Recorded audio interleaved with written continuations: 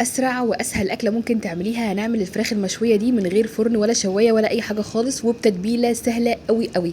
تعالوا بينا بقى نشوف هنعمل القمر ده ازاي، ونقول بسم الله وعلى بركه الله. اول حاجه عملتها بعد ما جبت طبعا الفراخ وغسلتها ونقعتها في محلول النقع، هتبلها. تبلتها النهارده سهله جدا جدا.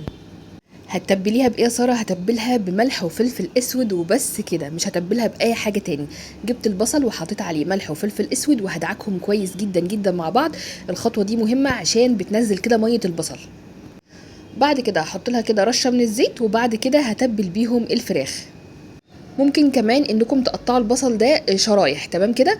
بعد كده هتبل بيهم الفراخ وهسيبهم 10 دقايق بالظبط كده مع بعض، ياخدوا ويدوا كده في التتبيله. وبعد كده هنبدا بقى اللي احنا نسويها.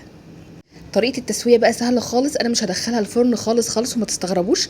انا هديها تشويحه كده على الجريل. لو ما عندكيش الجريل دي حطيها على طاسه عاديه خالص، بنفضها من البصل وبديها تشويحه على الجنبين. تعالوا بقى نعمل الخطوه اللي جايه، وهي عباره عن الحاجه اللي هي البصل بالملح وفلفل اسود اللي اتبقوا. ببشر عليهم طماطميه. عايزاكم بقى لو وصلتوا الحته دي كده تصلوا على النبي وتعملوا اللايك بتاعكم والشير الحلوين.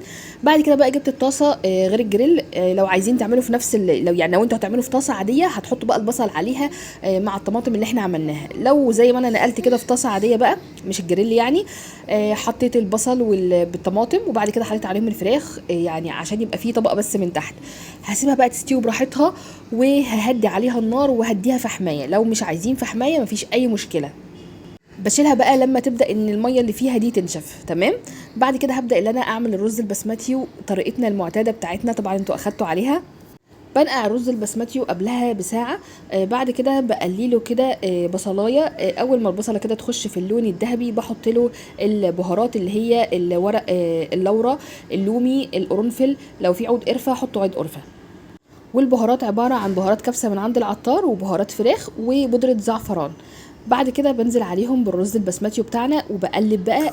شموا بقى الريحه، الرز البسمتي ده بجد بيتاكل كده لوحده كده حاف، مش محتاج اي حاجه اصلا. بضيف له الميه السخنه بتاعته مقدار الرز البسمتي، وبياخد يعني قد مقدار الرز العادي مرتين. خلصت اكله النهارده. اظن مفيش اسهل ولا احلى من كده. فراخ جوسي حلوه قوي جميله وطعمها بجد تحفه جدا، وما اخدتش مننا وقت ولا مجهود ولا اي حاجه خالص. اهم حاجه تكتبوا لي بتتابعوني منين، ولو وصلتوا لهنا تصلوا على النبي وتتابعوني. انا ساره جمال من بورسعيد. باي باي حلوين. بابا حمايتوس لايك. بابا حمايتوس لايك.